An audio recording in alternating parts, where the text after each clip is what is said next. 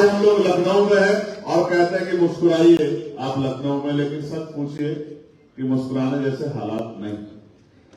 हालात तो ऐसे हैं कि जो तकलीफ में है वो रो भी नहीं सकता, अपना जख्म भी अपना दर्द भी बयां नहीं कर सकता। ये हालात। मैं एडवोकेट चंद्रशेखर आजाद ये मानता हूं कि भारत का संविधान सभी को बराबर की आजादी देता है, सभी को बराबर के हक देता है, सभी को बराबर के अवसर देता है। और आज भी मैं इस बात को दोहराते हुए कहता हूं कि भारत में बहुत बड़े पैमाने पे धार्मिक अल्पसंख्यकों में मुसलमानों की, जैनों की, सिखों की, बौद्धिस्टों की, ईसाइयों की धार्मिक आजादी को छीना जा रहा है। मुझे इस बात को कहने में कोई शिकवा शिकायत नहीं है। ये हो रहा है आंखों के सामने। उत्तर प्रदेश के गरीबों को हक मिलेगा नहीं मिलेगा, उत्तर प्रदेश में धार्मिक आजादी कैसे रहेगी, सामाजिक आजादी कैसे रहेगी, आर्थिक आजादी कैसे रहेगी, नौकरी मिलेगी नहीं मिलेगी, रोजगार मिलेगा नहीं मिलेगा, इन सब चीजों पे चर्चा करनी।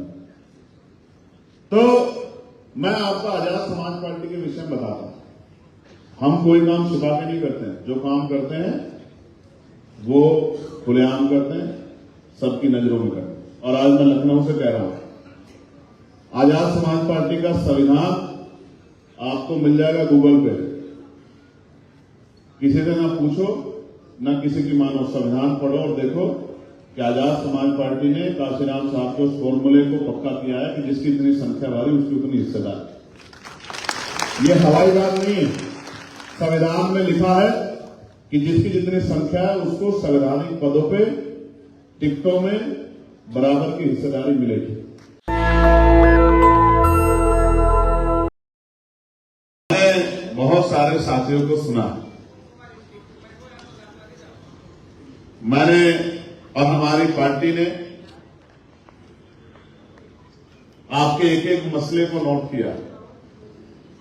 ये सिर्फ संवाद नहीं है, ये एक दिखावटी चर्चा नहीं है कि कोई कार्यक्रम करना है उसके बाद अपने घरों को लौट जाना है। ये एक तहरीक है, ये एक आंदोलन है और ये आज उसकी शुरुआत का दिन है। और ये लखनऊ, आज हम लोग लखनऊ में हैं और कहते हैं कि मुस्कुराइए आप लखनऊ में, लेकिन सच पूछिए कि मुस्कुराने जैसे हालात नहीं। हालात तो ऐसे हैं कि जो तकलीफ में है वो रो भी नहीं सकता, अपना जख्म भी अपना दर्द भी बयां नहीं कर सकता। ये हालात। मेरे याद, मैंने लास्ट टाइम एक भाषण दिया था कावड़ के समय, और मेरा भाषण, क्योंकि मैं वकील हूं तो मैं संविधान के खिलाफ जाके एक शब्द नहीं करता। इस मंच से बहुत सारी बातें की गई, सबसे मैं सहमत असहमत हो सकता हूं, उनके व्यक्तिगत विचार भी हो सकते हैं, लेकिन क्योंकि मैं संवैधानिक पद पे हूं और मैं संवैधानिक तरीके को ही सही तरीका मानता हूं, तो मैंने तब दिया था एक बयान एक गांव में नजीबाबाद के,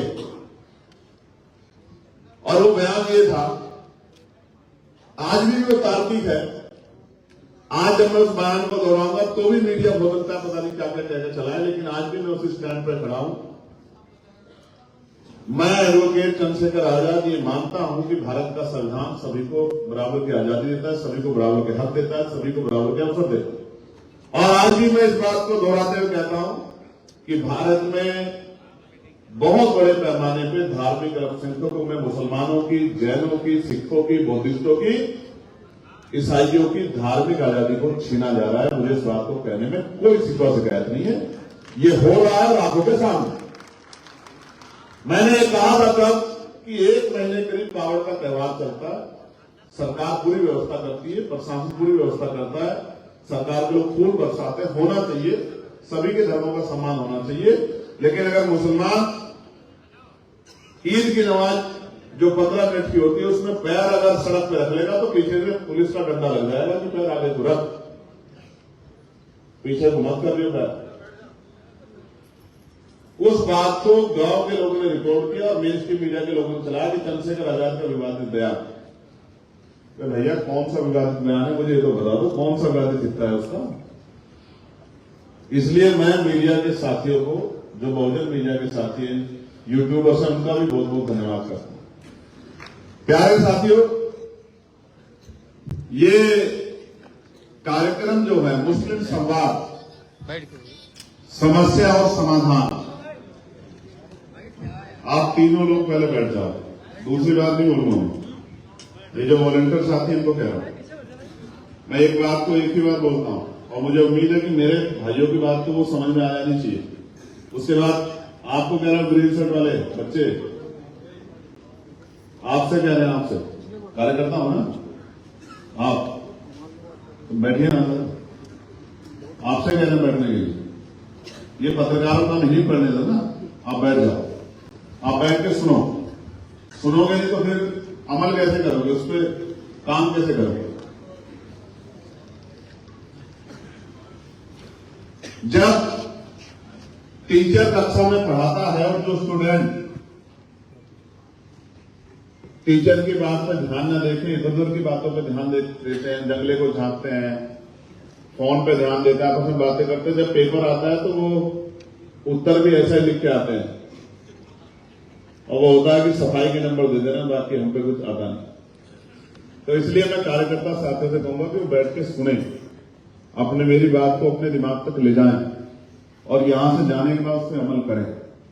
जब उस पर काम करेंगे तभी तकदीर बदलेगी। अगर तकदीर सिर्फ सुनने से और बोलने से बदलती तो शायद सबकी बदल गई, क्योंकि सुनते बोलते तो हम लोग है ही ना। तो जब इस कार्यक्रम पे चर्चा हुई तो चर्चा ये थी कि वक्त का अमेंडमेंट हुआ था और बिहार में एक बहुत मजबूत आंदोलन चल रहा था। बिहार में जिन संगठनों ने आंदोलन को कॉल किया उन्होंने मुझे भी बुलाया। जब उन्होंने मुझे बुलाया तो फिर हमने ये चर्चा की पार्टी में, अपने पार्टी के सीनियर लीडरों से कि भाई ये पार्टी तो बहुजन समाज की पार्टी है, SC, ST, OBC, मुस्लिम, जैन, सिख, बोर्ड, ईसाई सबकी पार्टी है। इसीलिए उन समस्याओं को सुना गया है और उन पर लगातार चर्चा होगी और उनको किस तरह से हल किया जाए, क्योंकि जानने की तो नहीं कि बस कह दिया और हल हो जाए, ऐसा नहीं हो सकता। तो प्यारे साथियों, मुझसे पहले आपने हमारे बड़े शानदार लीडरों को सुना, मैं भी उनको सुनना चाहता था, समय कमी थी और मैं समझ रहा था कि वो बोल तो रहे थे लेकिन कहीं ना कहीं समय उनके आगे आ रहा।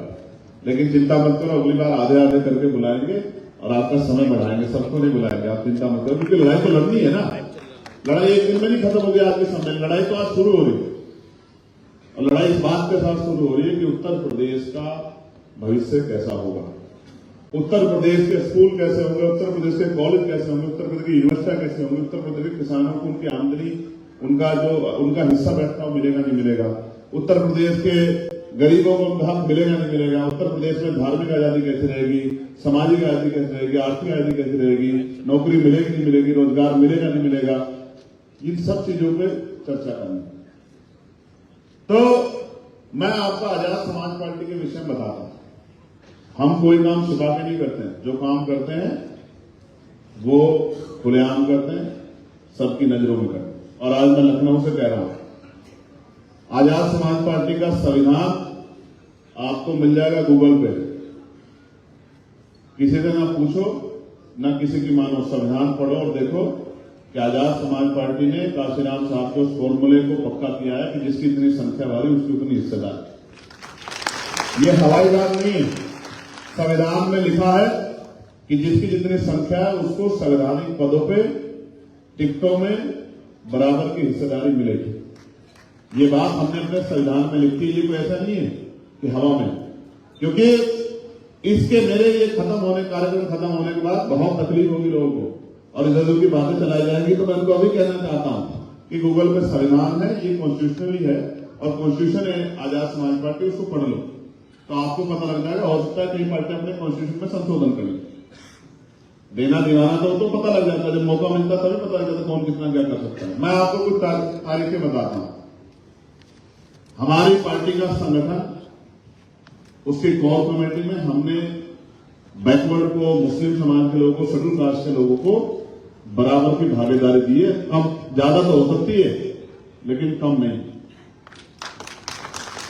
ज्यादा हो सकती है लेकिन कम नहीं। एक बात, हमने अपने कॉन्स्टिट्यूशन में जिसकी आबादी 20% है उसको 19% का हक नहीं दिया, उसको 20 की जगह 21 का तो दिया होगा। आप संविधान पढ़कर देखोगे तो आपको पता लग जाएगा। हमने चाहे जिला पंचायत के टिकट दिए हो या विधानसभा चुनाव के टिकट दिए हो, हमने जिसकी इतनी संख्या थी उसी आधार पर टिकट दिए। हमने शेड्यूल कास्ट की भी अन्य जातियों को टिकट दिए। जो लोग कहते हैं कि शेड्यूल कास्ट की अन्य जातियों को टिकट नहीं मिलता, हमने मुस्लिम भाइयों को भी बराबर का टिकट दिया। हमने संगठनात्मक उसमें उत्तर प्रदेश में हो या देश का कोई और स्ट्रक्चर हो, हमने उसमें भी अपनी तरफ से, जैसे बिहार का चुनाव और जोर आजाद साहब हमारे वहां प्रदेश अध्यक्ष, उन्हीं के नेतृत्व में चुनाव लड़ा जा रहा है। उनके बिना, उनकी मर्जी के बिना या उनसे उनकी जानकारी के बिना कोई काम नहीं होता। जोर आजाद साहब इस मंच पे बैठे हैं, वो बता सकते। उससे पहले झारखंड का चुनाव हुआ है, काशिफ रजा साहब वहां प्रदेश अध्यक्ष है, काशिफ रजा साहब यहां बैठे, पूरा चुनाव उनके नेतृत्व में लड़ा है। कितनी सीटों पर लड़ा जाएगा, कौन कौन प्रत्याशी होंगे, किसी ने कोई हस्तक्षेप नहीं किया। राष्ट्रीय कमेटी को जो उन्होंने अपना रिकमेंडेशन भेजा, उसी को राष्ट्रीय कमेटी ने माना। ये दोनों लोग यहां बैठे हैं, इस बात की गवाह है। केंद्रीय इम्तियाज साहब बैठे हैं, वो बंगाल के प्रभारी है। वहां संगठन किस तरह डेवलप होगा, किस तरह काम करना है, इम्तियाज साहब यहां बैठे हैं। उनके काम में कोई वो नहीं करता, वो राष्ट्रीय कमेटी सलाह करते हैं, काम अपने आप करते हैं और पूरा काम वहां लगातार चल रहा है। ये बात मैंने आपको इसलिए बताई। अब सुल्तान साहब बैठे हैं हमारे छोटे भाई, वो युवा के प्रदेश अध्यक्ष हैं। हालांकि मेरी नजरों में उनके संघर्ष से उनका कद बहुत बड़ा है। उनको युवा की जिम्मेदारी दी है और वो उनको पूरी छूट दी है कि जहां भी गरीबों पे, किसानों पे, दलितों पे, पिछड़ों पे, मुसलमानों पे जुल्म हो, आप जाके हक की आवाज उठाओ और चिंता मत करना, पूरी पार्टी आपके साथ खड़ी। ये हमने अपनी पार्टी का स्ट्रक्चर बनाया।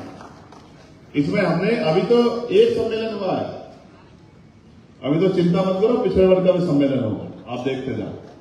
अभी तो दलित समाज के अन्य जातियों का भी सम्मेलन होगा, अभी शुरू किया। अभी तो पिछली बार उत्तर प्रदेश में आए थे, तारीख थी 1 जून और दिन था अध्यक्ष संघ की स्थापना दिवस का।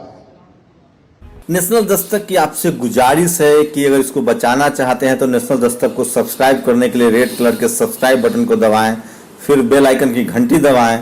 नेशनल दस्तक को बचाने के लिए बहुत जरूरी है कि हर खबर को शेयर करें, लाइक करें, कमेंट जरूर करें।